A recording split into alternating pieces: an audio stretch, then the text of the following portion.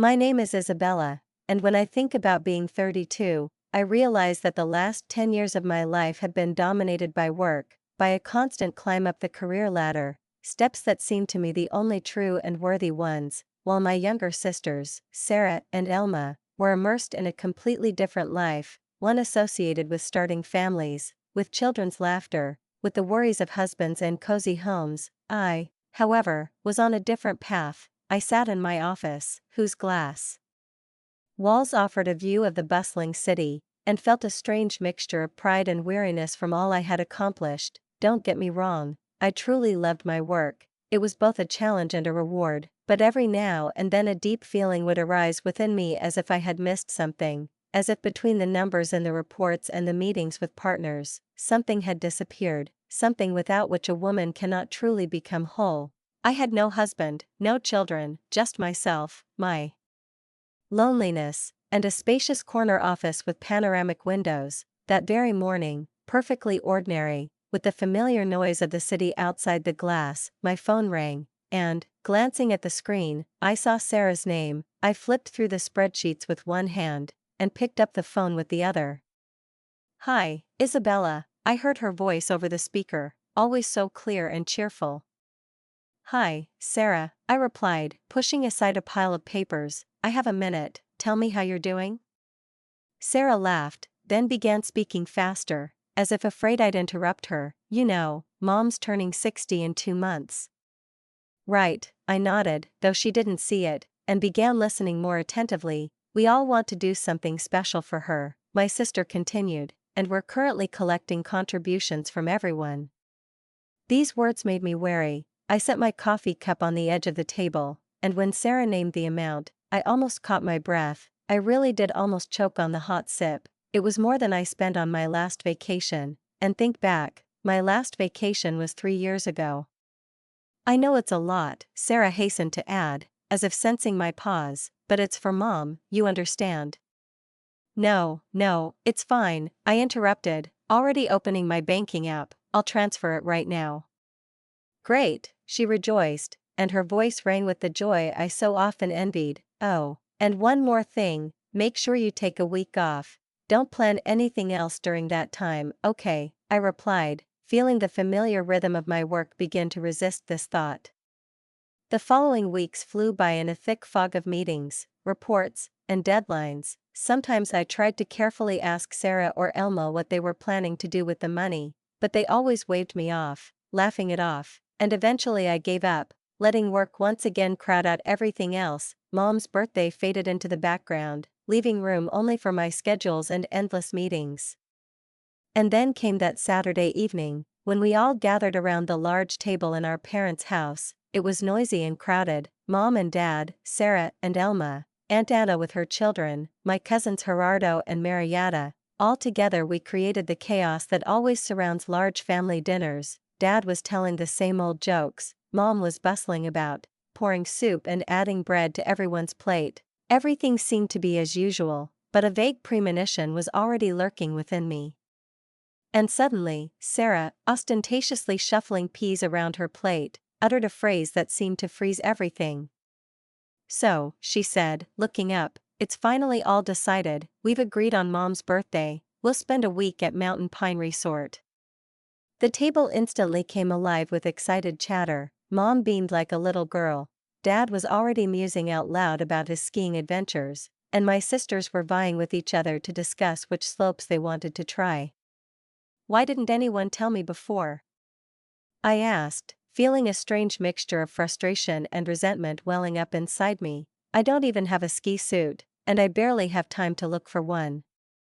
At that moment, the table, just a second ago full of laughter and conversation, suddenly fell silent, and the silence seemed too thick, too dense, as if it held some answer I didn't yet know.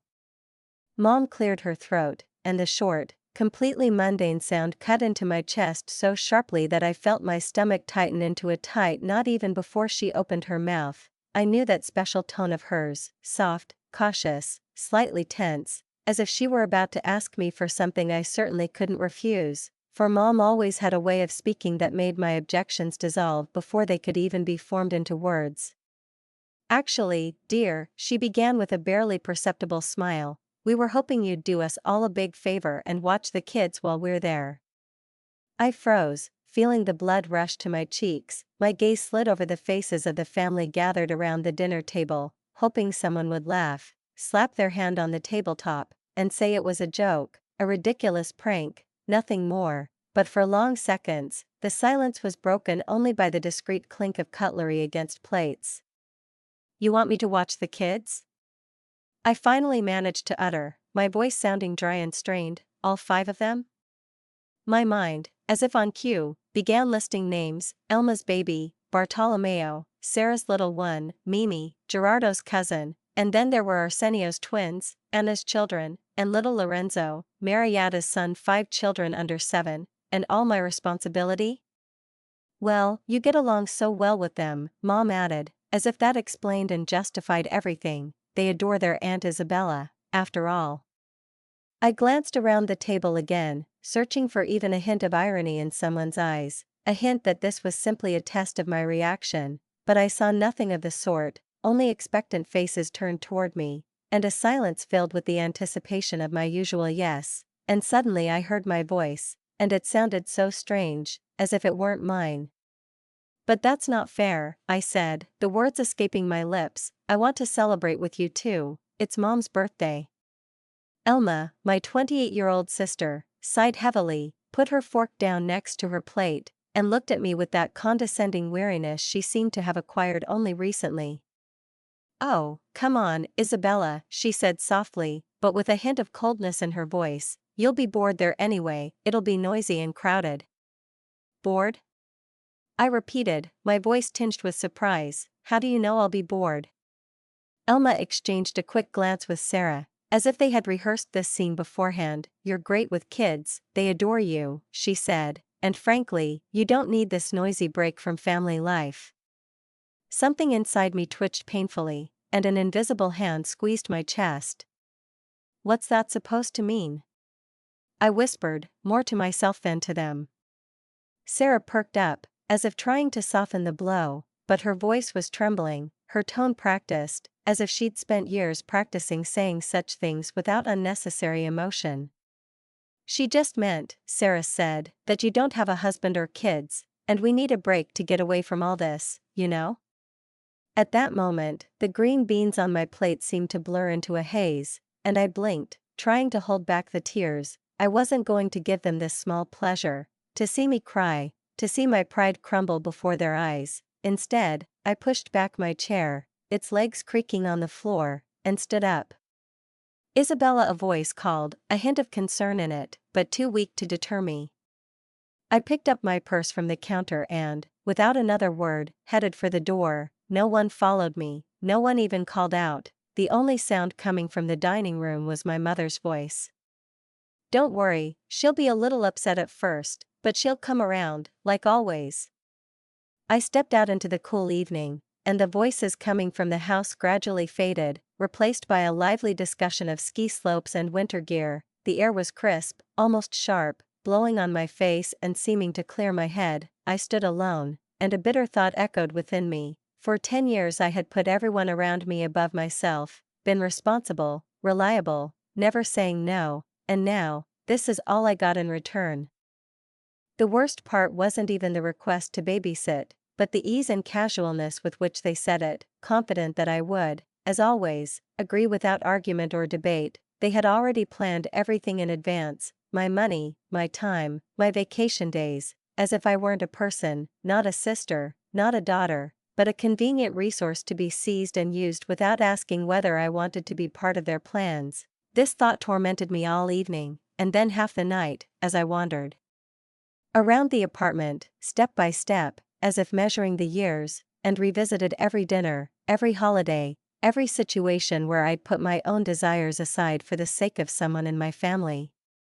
Memories flashed before my eyes, one after another, each suddenly tinged with a new, darker light. I was 16, standing at the stove, cooking dinner for everyone while Mom helped Elma with her homework. I was 18, turning down a spring break trip with friends just to watch Sarah while my parents went away for the weekend. At 21, I was working 2 jobs at once, juggling college with grueling part-time jobs to help Elma buy the prom dress she'd dreamed of. These images flashed through my mind like old photographs, and I felt my heart grow heavy. Isabella, could you watch Bartolomeo for a few hours?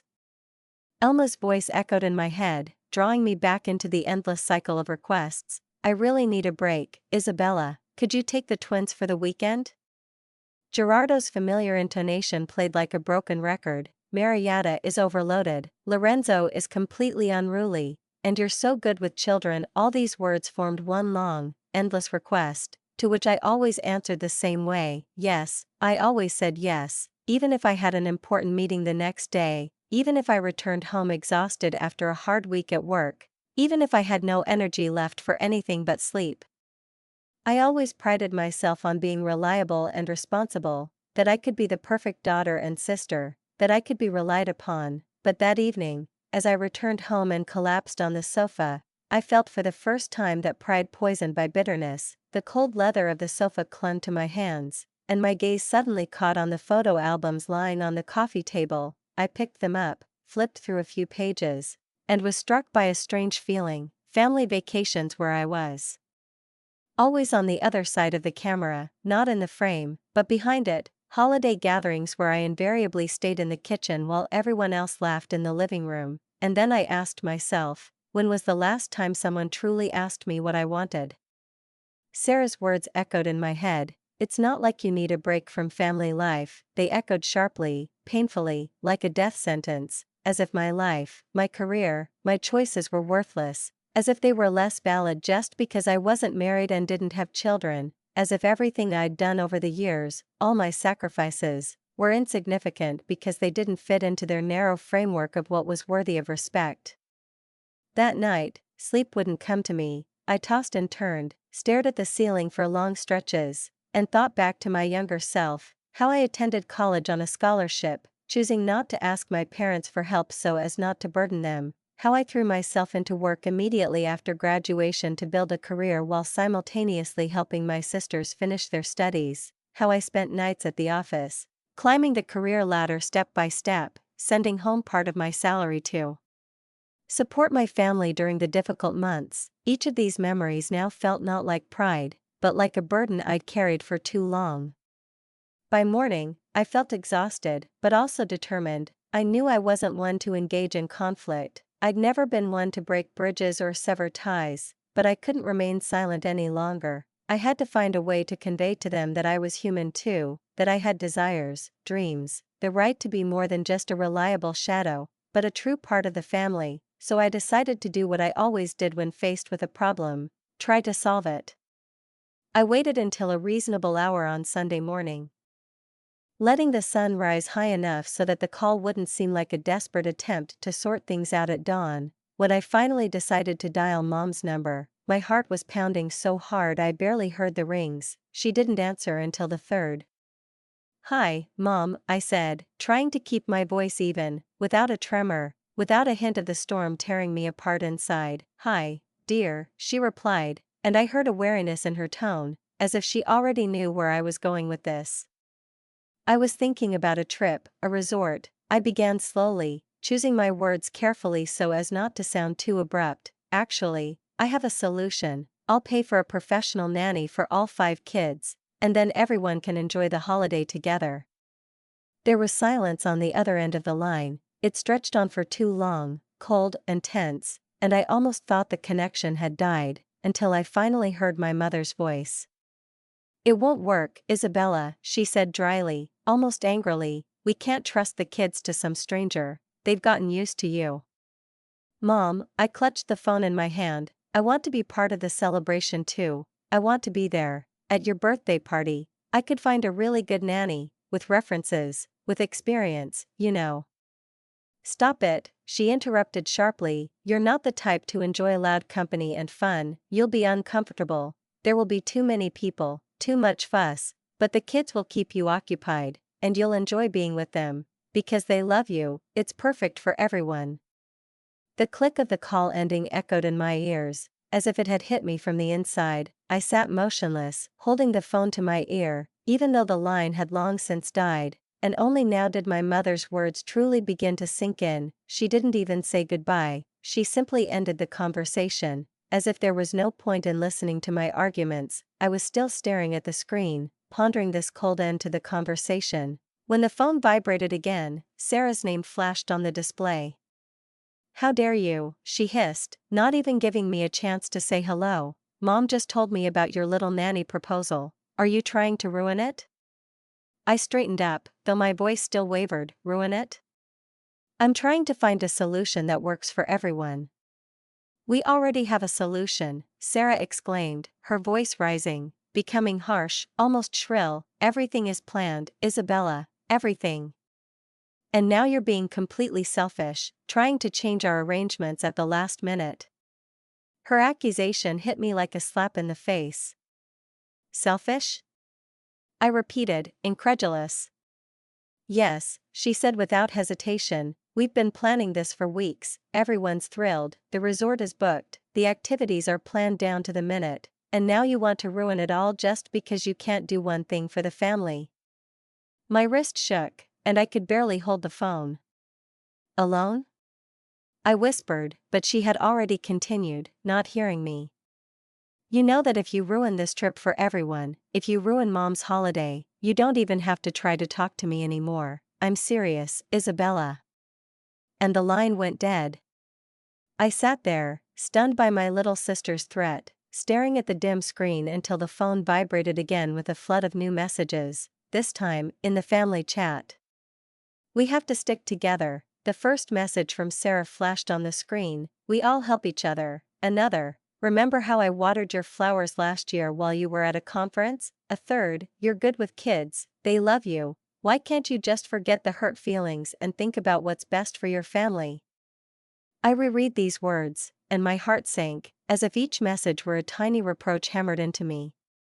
My fingers slid across the keyboard so quickly I was surprised I wasn't making mistakes, line after line forming words I'd never dared to say out loud before, and finally, on the screen, appeared, "A real family doesn't take advantage of each other. A real family respects each other's wishes and considers everyone in their plans. A real family doesn't manipulate or guilt-trip each other." I stared at the message for a few seconds, as if afraid to send it, but then I resolutely pressed the button, and the words flew into the family chat. I noticed 3 tiny gray dots appear and disappear several times, promising a response, but none came, and then, like lightning, it struck me, sequencing a clear chain of events in my head. I remembered them asking me for money, so casually, as if it were a matter of course, and never really explaining what for, how they gently hinted to me about taking a vacation from work, without even mentioning the real reason, without even uttering the word resort, how later, over family dinner, they casually announced their plans, as if I were a spectator, not a participant, and everything had already been predetermined long before I appeared at the table. They woven this plan surreptitiously, while I worked late, while I babysat their children, while I again and again assumed the role of the ideal daughter and reliable sister, and they, smiling and clapping me on the shoulder, drew up a scenario in which my life was merely a convenient instrument. They secretly planned this trip, like conspirators, and used my money, planned my schedule, calculated my strength, without even deeming it necessary to talk to me. And now, when I dared not play by their script, they unleashed their entire arsenal of old tricks on me: threats, innuendo, emotional blackmail, attempts to make me feel guilty, just as they had for so many years. Only now I suddenly saw their game clearly. Something strange happens when the fog lifts, when your eyes are open to the truth you've been turning away from for so long. Suddenly everything becomes crystal clear, like looking at your life through a clear glass. And I felt an incredible lightness, the likes of which I hadn't felt in years, and the weight that had weighed on my shoulders for decades suddenly slipped and disappeared, giving way to another, new feeling. It was determination. I opened my laptop and started searching, and within an hour I had a reservation confirmation in my hand, a beachfront hotel in Florida, nothing luxurious, but with a balcony overlooking the endless ocean, and all the little things I needed within walking distance. I even allowed myself a little daring, a first-class ticket. since I had plenty of money and had no intention of spending it on skiing and aperitifs in the cold mountains. The following days at work passed surprisingly calmly, as if fate itself was giving me time to process what I'd done. My phone was silent, no messages came, and the calls stopped. I imagined how sure they must be that I was preparing for a week as their unpaid nanny, already making playlists and buying snacks, planning activities for 5 children, and the thought made me smile so widely my cheeks hurt. After all, in reality, I was packing light sundresses, beach hats, and a new swimsuit into a suitcase, allowing myself the luxury of thinking only about myself for the first time in a long time. Are you planning anything interesting? Janet, a colleague from the next department, asked me curiously when she saw me checking the weather forecast for Florida. Sometimes you have to do something unexpected, I replied, suddenly surprised by how pleasant it felt to say those words out loud, as if I'd forgotten how to speak of myself with joy.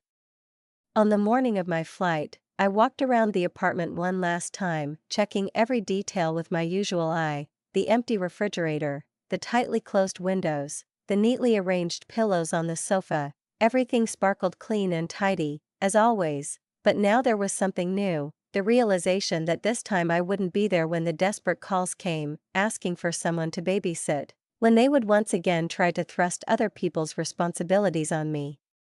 As the plane slowly lifted off and gained altitude, I turned off my phone with unexpected relief and tucked it deeper into my bag, as if afraid the very thought of it nearby would send me back into that vicious cycle of endless messages, calls, and expectations that always hung over me. I told myself firmly and calmly, no social media, no email, no family drama, just me, the ocean, and a whole week of freedom that I had wrested from their clutches.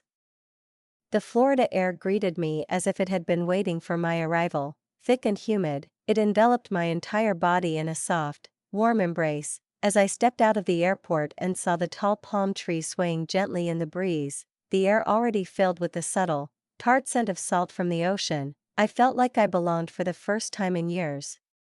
My hotel room was even better than the photos had shown: a spacious room with white sheets, floor-to-ceiling windows, and a balcony with a mesmerizing view of the endless sea. The horizon stretched into endless blue, and I could hear the heavy waves rhythmically crashing against the sandy shore, like music composed especially for me. That first day, I walked barefoot onto the beach, walking slowly, letting the soft golden sand slip through my toes. Only then did I catch myself thinking, when was the last time I allowed myself to do something like this? When I did something not for my family, not for other people's children, not for my responsibilities, but for myself? There was no answer, and this realization cut me, but I decided not to waste my energy on regrets. I simply walked on, listening to the sound of the waves and gazing at the sea. I swam in the hotel pool, enjoying the cool water, then, wrapped in a towel, sat on a lounge chair and opened a book, reading it, undisturbed by other people's requests or worrying about whether someone needed a glass of juice or cleaning up spilled compote from the table. That evening, I chose a quiet restaurant right on the beach, ordered a glass of wine and fresh seafood, and for the first time in a long time, I didn't have to rush, didn't have to calm a fussy child or separate arguing teenagers. I simply sat and listened to the surf whisper its eternal stories.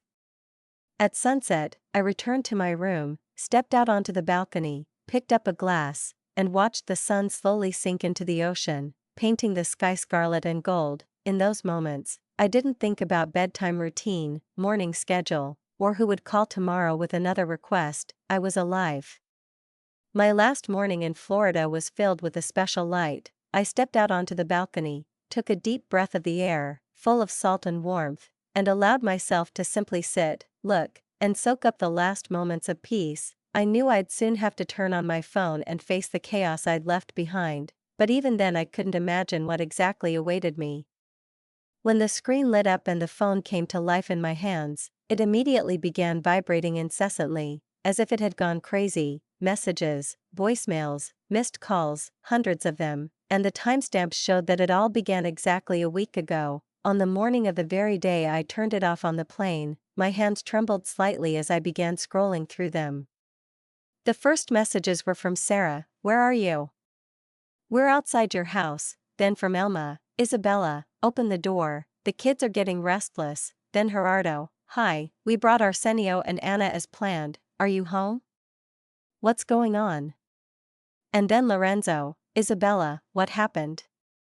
As I read them, I could easily picture the scene, my sisters and cousins standing outside my empty house, 5 confused children nearby, suitcases neatly packed, tickets bought, and their carefully laid plans crumbling before their eyes. The tone of the messages changed rapidly, first confusion and mild panic, then urgent pleas. Isabella, this isn't funny, where are you? Pick up the phone. What are we going to do with the kids? And finally, anger pouring out in every word. At one point, Sarah was writing with such fury that every message was jarring. You selfish witch, how could you do this to us? Elma was only slightly gentler. I can't believe you're so immature, everything is ruined, Mom's birthday is ruined because of you. Even Aunt Anna, whom I always considered the most reserved, sent something that made my insides freeze. You ungrateful little thing, you ruined everything, the kids were counting on you. Messages from Mom came later that day, and they were even more painful. I'm so disappointed in you, Isabella. I never thought you'd be so selfish after everything we've done for you.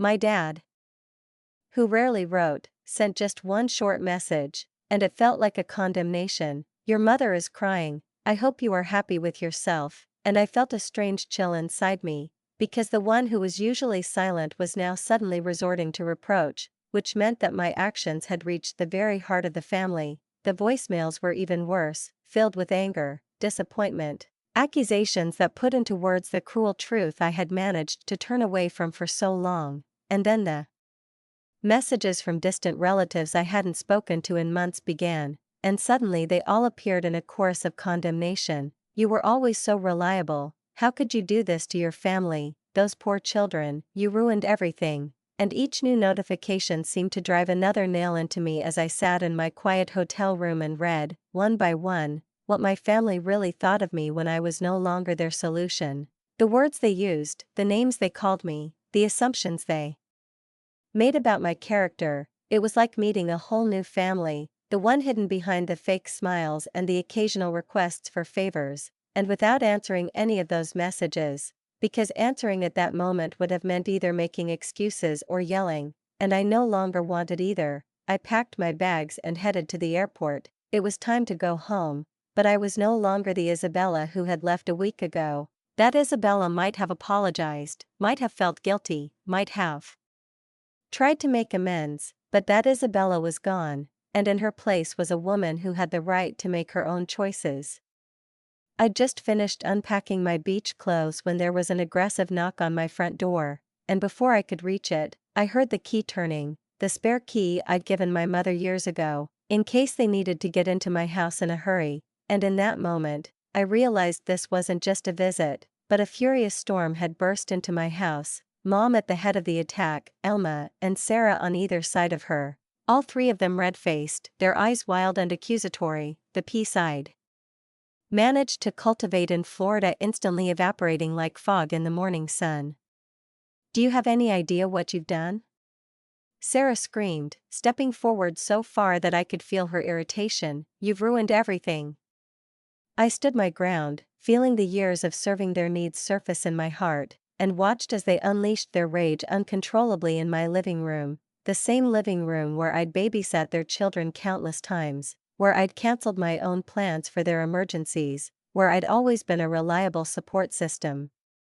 They refused to stay with the children, Elma said, as if that assuaged the guilt, referring to their husbands. They suddenly had important things to do, so, she said, Sarah had to stay home with all 5 kids while we were supposed to be at the resort. And because of you, she added, she missed Mom's birthday, and Mom, rising from her squeal, said in a way that made my face bleed, no one could enjoy life, all they talked about was how you betrayed us, how you let everyone down, and her voice shook as they interrupted each other, each trying to outdo the other in expressing disappointment and anger, and in that quick, brutal exchange I realized that those who had taken advantage of my kindness for so long now felt for it exactly what they had intended, contempt and righteous anger, but at the same time I knew that silence and submission were no longer an option. The more they talked, the more ridiculous everything became, as if they couldn't hear themselves or notice how pathetic and absurd it all seemed. Suddenly, something inside me snapped, but not in the way they probably expected. Instead of tears or remorse, I started laughing, loudly and sincerely, so loudly that my laughter cut through their accusatory tirades like a sharp knife, and a bewildered silence fell over the room, broken only by my own laughter. Fading into tears of relief, they froze mid-sentence and stared at me as if I'd completely lost my mind. "What's so funny?"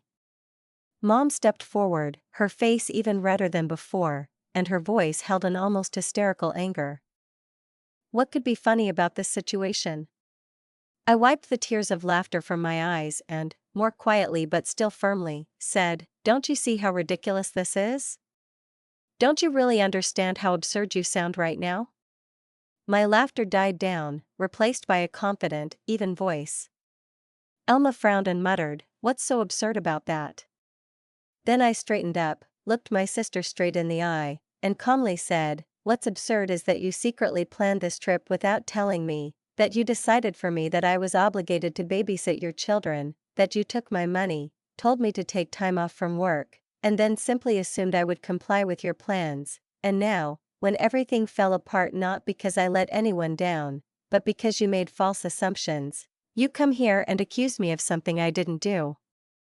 My mother, who had been shouting louder than anyone, suddenly lowered her voice, and for the first time in a long time, her words sounded not angry but confused. "But you always helped," and in that moment, I realized, it was this always that had become my cage. "Yes, Mom," I interrupted, "I've always helped. But precisely because I've always helped, you've started taking advantage of me. You stopped seeing me as a daughter. Elma and Sarah stopped seeing me as a sister. You all saw only an unpaid nanny who would cancel her plans for yours. You stopped considering my feelings, my life, my desires." Sarah cut me off sharply, her voice breaking. "That's not true."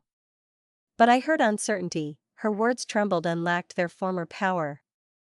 I raised an eyebrow and asked a simple question, "Then why didn't you include me in the planning? Why didn't anyone ask if I wanted to go on vacation? Why did you assume for me that I would be happy to stay with 5 children while you celebrated and had fun?" I looked at their faces, hoping for even the slightest recognition, a glimmer of understanding, that one of them, even just one, would realize they had treated me unfairly, but instead, I saw their expressions harden, their eyes colder, their lips thinner. "You're selfish," Mom said coldly, her voice now hard as stone. "You ruined my birthday, you hurt your sisters, you disappointed the children. I didn't raise you like that." And in those words, I heard a final threat, a final attempt to make me feel guilty, but something finally broke within me, and I replied, "No, Mom, you're the selfish one. This situation is your fault, not mine." Mom drew herself up to her full height, her face hardened, her eyes alien. "If you feel this way," she said icily, "then perhaps I no longer have a daughter named Isabella." Silence fell between us, so heavy that the air in the room seemed to turn viscous. I felt something die inside me, and with a calmness surprising even myself, I said, "If this is what you want, Mom, then so be it." 6 weeks have passed since then, 6 long weeks of silence, broken only by the occasional notification on my phone when someone in the family posted another thinly veiled message on social media. "Some people only think about themselves," Mom wrote last week, and dozens of comments from relatives and friends who knew only her side of the story poured in, full of sympathy and support. "Family should always come first," Sarah declared yesterday, posting a photo of her daughter smiling from ear to ear, with the caption, "Such a blessing to have people in my life who understand what that truly means."